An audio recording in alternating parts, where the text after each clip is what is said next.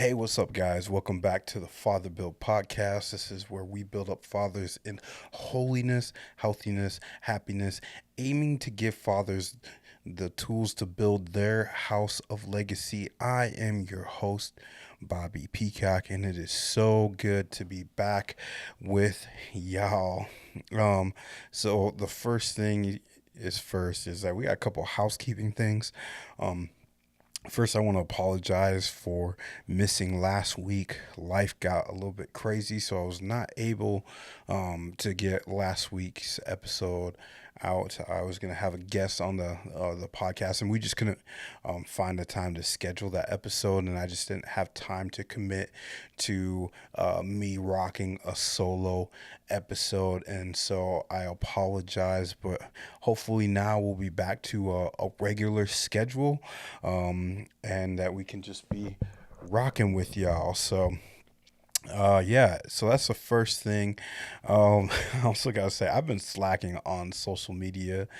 I tell you what, social media is one of those things that it ebbs and flows. It's like in seasons of my life I really really care about social media, and then there's other seasons in my life where I just don't care about social media. But like, I know the importance of social media, the power that social media has when it comes to getting a message out or getting the word out. So I am going to um, try to be more consistent when it comes to uh, social media. And so, yeah. And then the last thing is I got a quick shout out. Shout out a brand that I am partnering with. This brand is an amazing brand. It's called Friend of Felix.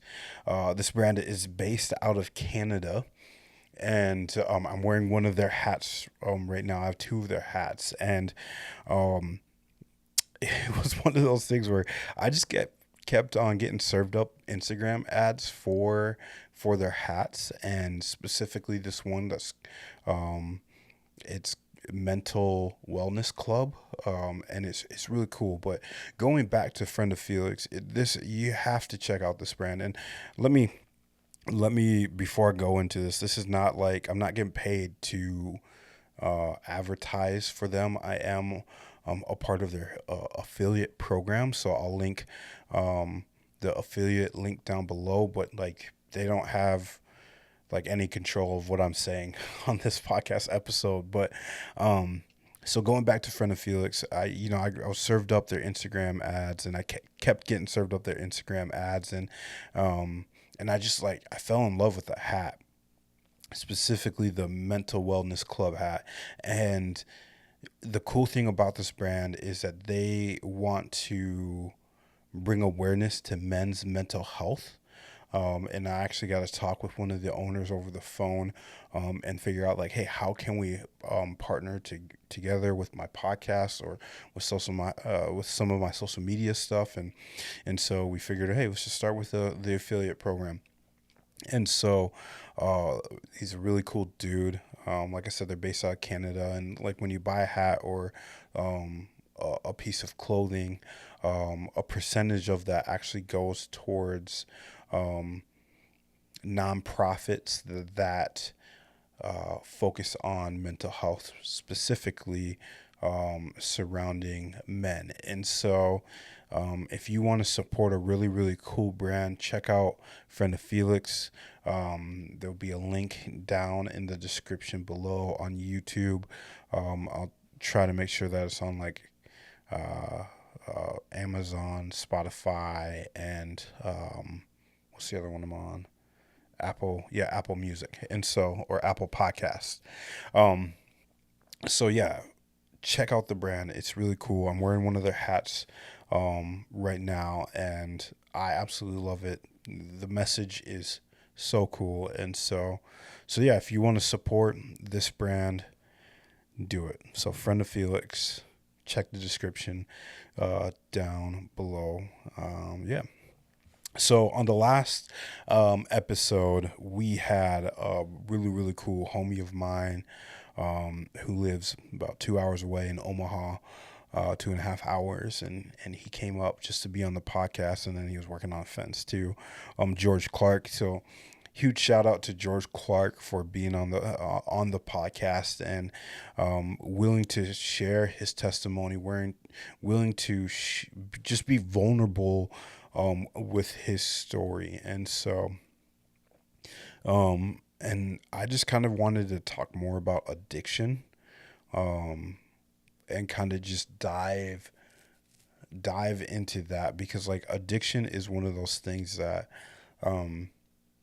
for the most part can be easily hidden. It can be easily not called out until it's like too late. And you guys know me and my stats, man. I was looking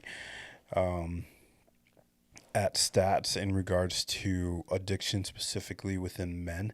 And so, like, for example, like with alcohol, about 6% of adult men have an alcohol use disorder, which is more than double the rate of women. And I was surprised that it's only 6% of men. I thought it would be a little bit higher. But that's, to me, that's crazy. And that includes like even like binge drinking. Like there's a statistic out there that men are more likely to binge drink on a regular occurrence than women.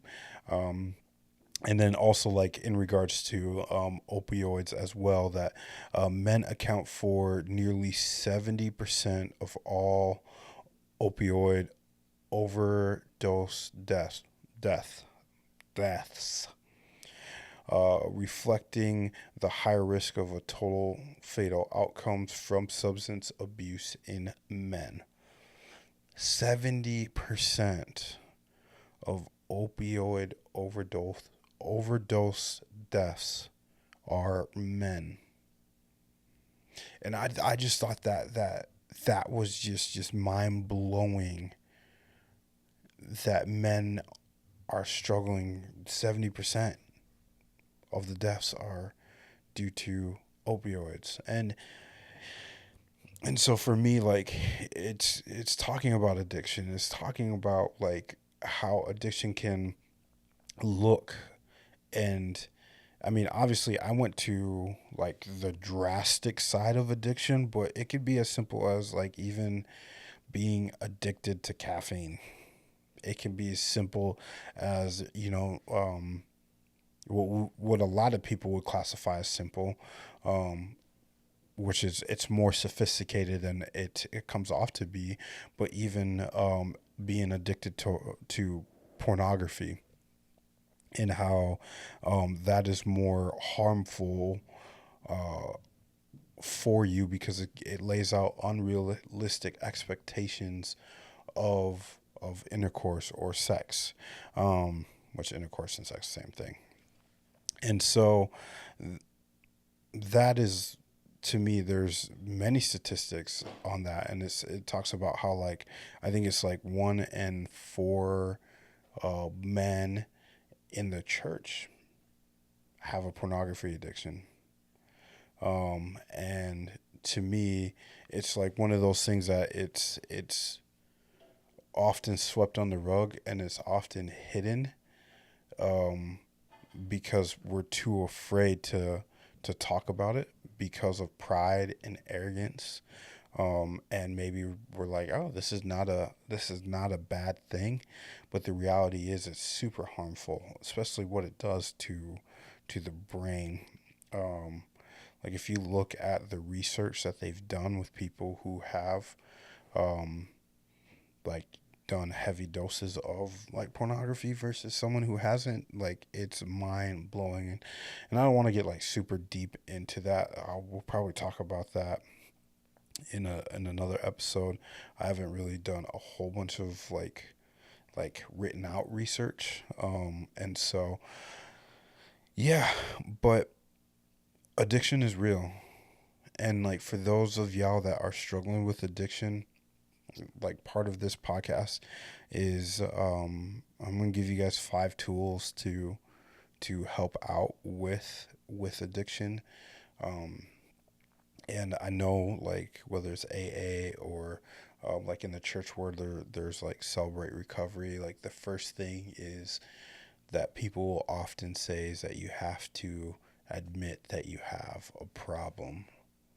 Like, the first thing that you got to do, because, like, y'all know, like, I like to go out and dance the night away and have fun. And it's crazy to think the amount of people that I see when I go out that are constantly drinking to drunkenness, not just once a week, but multiple times a week. And it's part of their um, weekly activities, weekly habits, is just, it is a little bit mind blowing. And it's sad to see because it's like, um, I often ask myself, like, what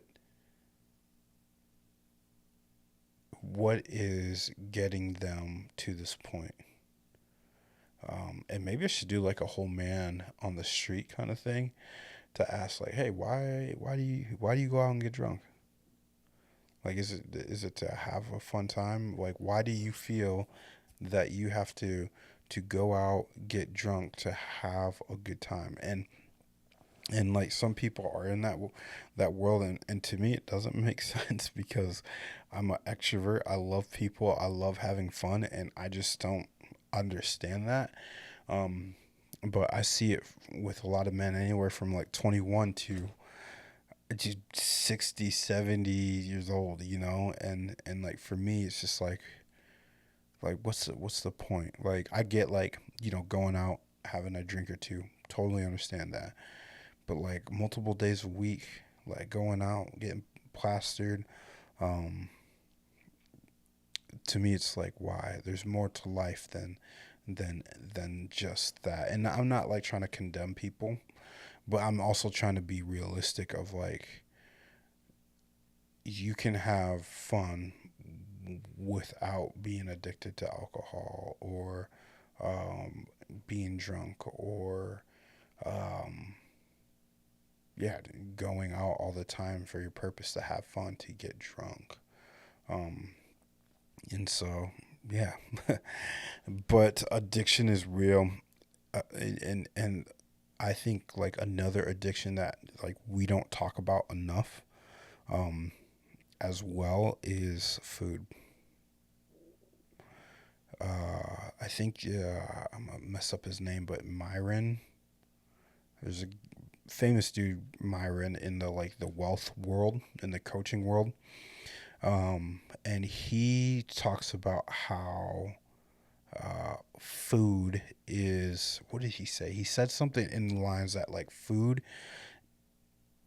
is kind of like, not necessarily the devil, but the devil can use food to keep somebody down. Because I think about, like, even obesity in America compared to other countries, and the amount of preservatives and all of this that we are, like, walking through and facing, and even, like, healthy foods that are quote unquote healthy are not healthy for us. The amount of sodium that is in our food, the amount of preservatives, the artificial flavoring, and all this stuff that's in our food compared to other countries. Um, I think about how people go to other countries and they eat healthy, because that's the only choice that they have. And then they come back to America and they eat all those preservatives again, and they get sick because of they're eating all the preservatives and artificial foods. It's just crazy. But um, food is an addiction, and I'll be honest, man, that's probably something that I struggle with because I love me some Hispanic food. And we have this place here in Sioux Falls called Gilberto's or Giliberto's. And, like, I just love it. It's like fast, authentic Mexican food. It is the best. And they have this thing called super fries. And super fries are absolutely amazing. And I love me some super fries with, like, carne asada, or steak and shrimp, and it's so good. and tres leches cake. Oh, get me. I might have to get that app. Nope. I'm going to say no. I'm not going to get me that after this podcast episode. Um, yeah. And so that's another addiction. Another one that I think is often swept under the rug too, which George talked about too, is our phones. Like, I remember it was last year I did some research and some studying on dopamines in the brain, and when it comes to phones and even memory, like George said, like the studies of like kids' memories, like how it used to be, like we used to have like a 7 to 10 second attention span, and now it's like 3 to 5. So just like picture this. We're just gonna count this out. Like picture this: 1 Mississippi, 2 Mississippi, 3 Mississippi, 4 Mississippi, 5 Mississippi, 6 Mississippi, 7 Mississippi. Like that used to be our attention span. Now it's 1 Mississippi, 2 Mississippi, 3 Mississippi. That's it. And so, because of those dopamine levels, those dopamine hits of getting the likes, the notifications, the constant scrolling and searching, that's why short form content is so popular, because it's quick, it's fast, it's easy. And like I said, like I have to play the social media game. Um, but it's one of those things where it comes to like the phone, it's like, man, spend a day without your phone. Just turn it off for a day. See what happens. See what happens in your brain.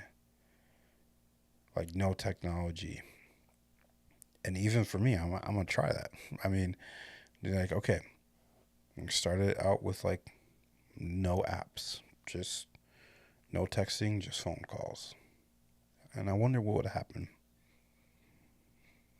And so there's all these addictions that we face, that we have to work through, and we have to decide, are we okay with having this addiction that may not be the most healthiest for us? Um, or are we going to choose to be better, to move in a way that's like, you know what, I'm going to let go of this thing. I'm going to let go of this addiction. I'm going to give it to God, and I'm going to step up to the plate so that I can uh, move up in the world, or move in a better direction for my life. And I even think about like even being addicted to comparison, or shopping, or shoes, or I say shoes because like that's kind of like my world, is that um, like I like shoes, and it's just like that constant battle of like, oh, I can go out and get a shoe, I can go out and get this, I can go out and do that. But the reality is, like, am I addicted to that? Am I addicted to keeping up with the Joneses instead of being who God has called me to be? And so I want to read this Bible verse because I think it's a very important. It's 1 Corinthians 6, 19 through 20. Do you not know that your bodies are the temple of the Holy Spirit, who is in you, whom you have received from God? You are not your own. You were bought at a price. Therefore, honor God with your bodies. And so it's kind of like one of those things where it's like our body is a temple. Like, how am I honoring God with what I'm putting in my body, what I'm putting in my mind, what I'm putting in my heart, my soul, what I'm putting in my physical body? And obviously, I have a lot to work to do because I am not like the most healthiest person, but I'm working on it. I'm a work in progress, but that's something that is constantly on my mind of like, okay, how can I honor God with my body?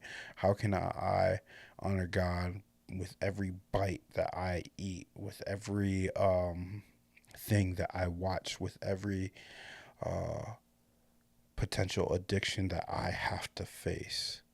It's asking question, is this honoring God or is this keeping me away from God? And so I just thought that that was um, just like as I was doing my research, that was the Bible verse that really hit me hard. It's just like, okay, my body is a temple. I need to honor God with it. And I think it's so easy for us to be okay with our addictions and be comfortable with our addictions because like in the Christian world, we say we're feeding the flesh. Um, and so we're being comfortable with our flesh and we're feeding it and we're feeding it and feeding it, but at some point the flesh becomes and takes control. The addiction takes control where it's like, man, I need it, I need it, I need it, I need it. Like I need the next drink, I need the next hit of dopamine, I need the next hit of a drug. um, and so now we're codependent on this addiction because we cannot function without it. And I'll just be completely transparent with you. I used to struggle with pornography like hardcore when I was younger. Um, and I remember there's times where like I couldn't go to bed without watching porn. I couldn't sleep without watching it because it's like it was like a release for me and it helped calm me. And but the what it did to my brain um was not healthy. How I had to rewire and rework how I viewed women um was a lot of work. And so for me, it's like I've struggled with addiction. I mean, I think it was like from eighth grade to my junior year. Um, and then at some point when I was married as well, um, it got brought up again. And so, um, yeah, so that's just me being raw, honest, and transparent with y'all that it's like even I have struggled with addiction. Um, so let's talk about the five things that I have for y'all today in regards to addiction and how you can counteract addiction. So, like, the first thing is one, seek help. Like, like I said earlier, you have to admit that you have a problem, that there's an issue. But then you got to figure out, how can I get help? Like, seek help. And sometimes seeking help means like professional help, counselor. Man, my stomach is just going off. Like, and I ate and I'm hungry and I'm sorry. I'm taking this rabbit trail. So if you're hearing that, that's my stomach. But so one is seeking help. Sometimes it's professional help. Sometimes it's like having that accountability, or a mentor who has been there. Um, or sometimes it's going to like a Celebrate Recovery or an AA meeting. Like you can't do it alone. I feel like sometimes as men, we want to do things alone. We want to blaze the trail alone. But what happens when you get lost and you don't have a compass and you don't have a map and you're on the trail all by yourself? What happens when you get lost? Eventually, hopefully a helicopter will find you. Hopefully somebody will find you when you are lost, when you are down. And that's the same thing with addiction. Is you're trying to do it by yourself. You're on your own. You're blazing this trail, but all of a sudden you get lost. All of a sudden, Oh, you're in a spot where I'm stressed out, but I'm doing this by myself. And so it's easy just to be like, oh, I'm just going to go back to it, like just this one time. But then that one time becomes two. And then that two times becomes three and four. And then it becomes a habit again that you are trying to break. And so don't do it on your own. Seek help. The second thing is find the root cause. What is causing it? I think, like, for me personally, what was causing my addiction was the lack of physical touch. Like, I crave physical touch. And like, the root cause was not having that when I was younger as a kid. I didn't have that much physical touch. Um, and I didn't have that companionship. And so for me, it was finding that companionship within an addiction that was false. And so finding that root cause, like, okay, so why am I watching porn? Or why am I eating this way? Or why am I leaning towards drugs or alcohol or whatever that addiction is? Um, like, find it. Why am I scrolling all the time? Find the root cause. Really, really, and dig deep. Because once you find the root cause, then you can work from there. Number three is community and accountability. Be willing to, like, and I'm speaking for all five of these things. Be willing to do the hard things. Be willing to find a community that can help you. Find accountability partners that can help you. Um, I said this in a previous episode. Zach, who was on here with the cowboy hat, he asked me some difficult questions. He literally asked me, like, hey, when's the last time you watched pornography? When's the last time that you had sex or even wanted to have sex? Like, he asked those difficult questions because I know, especially because I'm in ministry, that I'm held at a higher standard, and that if I fail, I'm going to have to walk through those things with a pastor or pastors. Um, and I had to do that before, and it was not fun. Um, and so understanding, like, community is so important. I wouldn't be where I'm at if it wasn't for my 12 homies. I wouldn't be where I'm at if it wasn't for my accountability in my life. Because what accountability does is I would say what a healthy community and healthy accountability does, what that does for you is it holds you to a higher standard of living. It holds you to a higher standard and a higher mindset as you're thinking through things. And so, and part of it too is it holds you to a higher morality. Like, you have higher morals because you know if you mess up in a small way or a big way, when your community or when your accountability asks you, hey, when's the last time you slipped up? You got to answer to that. You got to talk through that. And so that's why it's important to have a strong community behind you and a strong sense of accountability. So that's number three. Number four is it's healthy coping mechanisms. I remember there's a youth pastor that I had that would say this all the time. Garbage in, garbage out. Clean things in, clean things out.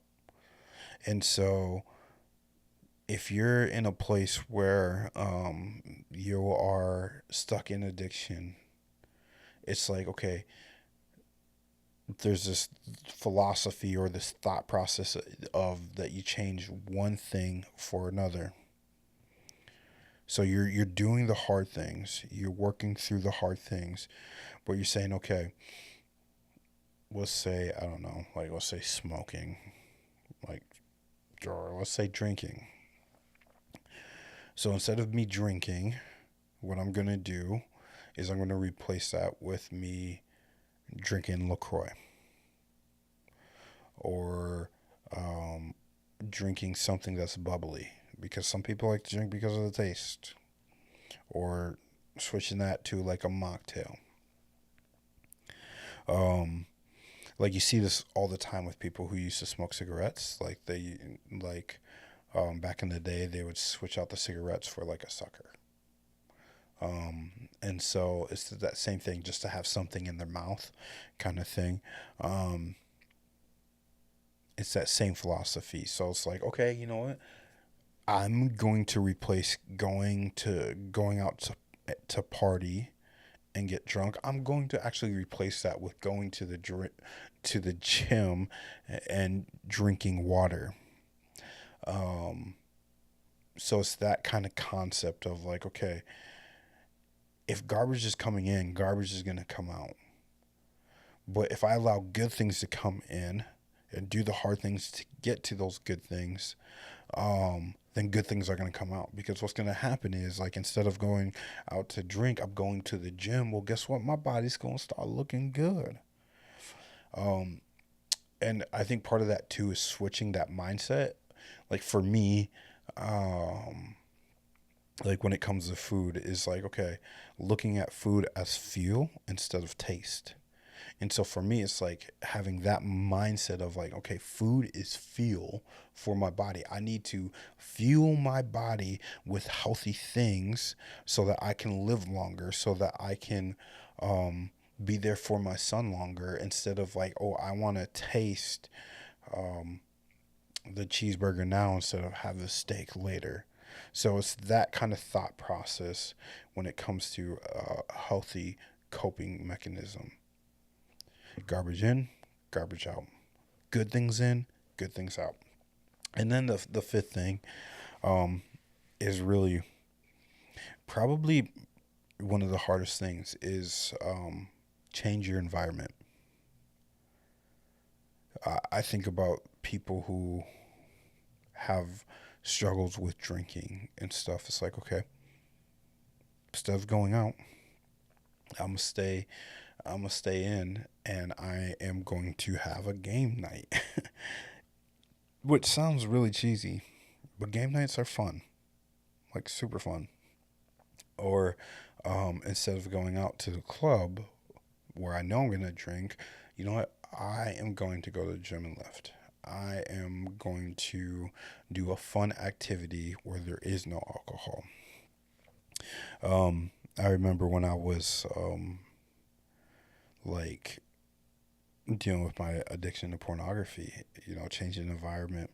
Like I would move my phone in a different room and then set an alarm, like the old school alarm, and read the Bible. So it's like I'm changing my environment. I'm changing one thing in my environment so that I don't have to deal with this addiction. Um, and it was like, it was hard. There's some nights where I'm just like, oh, I really want it, but then I would just read myself to sleep. And so it was just changing that one thing in my environment. And part of changing your environment, which this is the real hard thing, is part of changing your environment is changing the people who are in your environment. Because there are friends that will say, yeah, we're friends, we're homies, we're this and that, but they'll watch you suffer in your addiction, and they'll cheer you on while you are in your addiction, versus, oh man, there's those friends that will have the real hard, raw conversations with you and just say, bro, you're not okay. Bro, like, you need to get help. Like, bro, you need to stop doing this. Like, this is not healthy. And a lot of times we look at those friends and we think, oh man, those friends are jerks. Those friends are not in my corner. Those aren't my friends, because they're not telling you what they want to hear. They're telling you what you need to hear. And sometimes we need to be told what we need to hear, not necessarily what we want to hear. I remember some of the hardest times in my life. I had the real homies come in, and it felt like they were kicking me while I was down, but actually they were picking me up while I was down, and they were moving me into the hospital bed or the transportation to get me into the hospital because that they saw that I was down. They were like, "Bro, like you being stupid. Like, dude, like this is dumb. Like you know better." And so sometimes like tough love is a good thing. If you don't have friends in your corner that can give you that tough love, if you don't have friends in your corner that can be real raw and transparent with you where you're at, and if you don't have friends in your corner that you give permission to say the hard things to you, listen, the world's going to beat you down. Ran into a technical issue, but we're gonna end this here shortly. So I heard this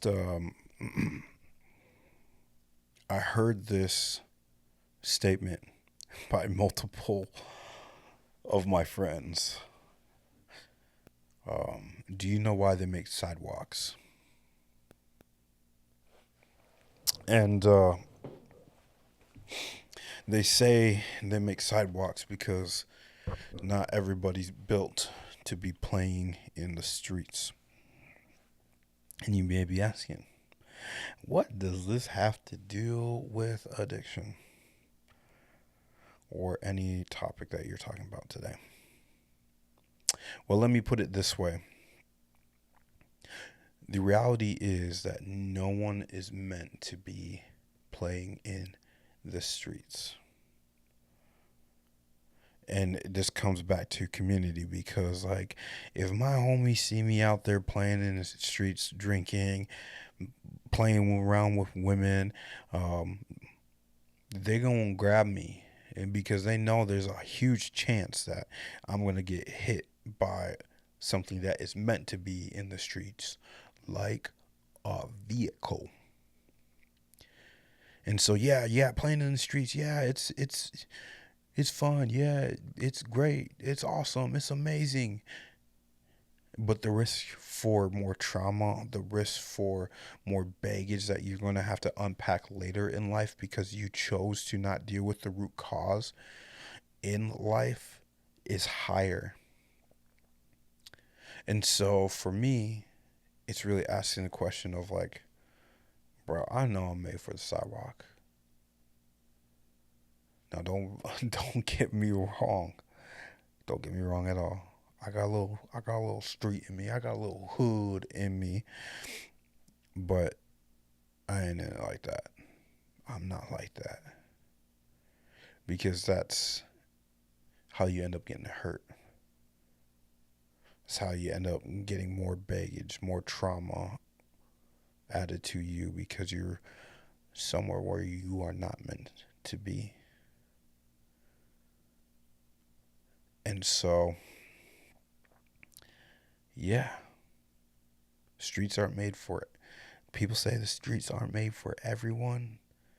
Well, guess what? The streets are not made for anyone. And I think that's the importance of community and mentorship and accountability because they'll see you playing the street and they'll be like, nah, this ain't gonna happen. Not on my watch. And that's where the real ones are at. And I don't remember where the recording stopped, and so I'm just gonna repeat this. If you do not have friends that can be real with you, if you do not have friends that can hold you accountable, if you do not have friends that will say, hey, like you ain't doing some of the right things. You out here playing in places you're not supposed to be. Like then you need to switch up your friend group. Because the real ones, they'll see you through the baggage. They'll see you doing stupid things, and then they'll call you out. They'll be like, nah, man, nah, fam, this is not meant for you. This is not meant for anyone. And so, yeah, so let me just go back and say these 5 things again. So seek, like, you gotta remember, you gotta acknowledge. It starts with you. It doesn't start with anybody else, but it starts with you. You have to be willing to accept. You have to be willing to acknowledge that you have a problem. Because if you cannot do that, then you're living in denial. And by living in denial, guess what?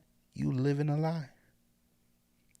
And you don't want to live the lie. So you have to know that there's an issue, that you have to know that there's a problem, and you have to, one, be willing to seek help.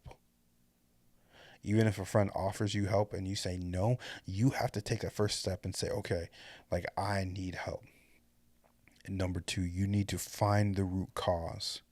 Something that I'm finding, especially like being in like the dating world and just in general, is that if you don't unpack things now in your life, you're going to have to unpack at some point in your life. And the more things that you do, the more baggage that you're going to bring to someone else that will have to unpack that in their life and ask the question, are they willing to accept this baggage, or are they willing to say, you know what, I don't want that package. I'm just going to say no to that. So you may be okay with the season of addiction that you're in, but that season of addiction that you're in will soon one day have to be unpacked by someone else who may or may not say that I'm willing to unpack that with you, or I'm willing to accept that baggage that you bring to the table when it comes to a relational standpoint of view. That was a little bit of side trail, but that's something that you need to think about, because that's something that, like, I have to work through, like when it comes to relationships. All right, the next is community and accountability. Find yourself a healthy community. Find yourself homies and people that can pour into you, in accountability. Because once it's out of hiding, then you can really do the work. Find those healthy coping mechanisms. Get your booty in the gym. Stay active. Read the Bible. Pray. Change your environment. It could be just literally one thing. Because what's that saying? That 1 degree over time can make a drastic change. So if you change one thing, that one change can lead to another change and another change, another change. And before you were projected to be like this, or like maybe it's like this, but instead you make that 1 degree change and you're projected to go up instead of down. Sometimes I forget that this is audio as well. So make that 1 degree change. Change your environment. Just one thing in your environment. Just change one thing. Yeah. And like the last thing I'm going to say is, like, it's not easy. Especially dealing with addiction. Especially dealing with breaking habits. But just know it's going to be worth it.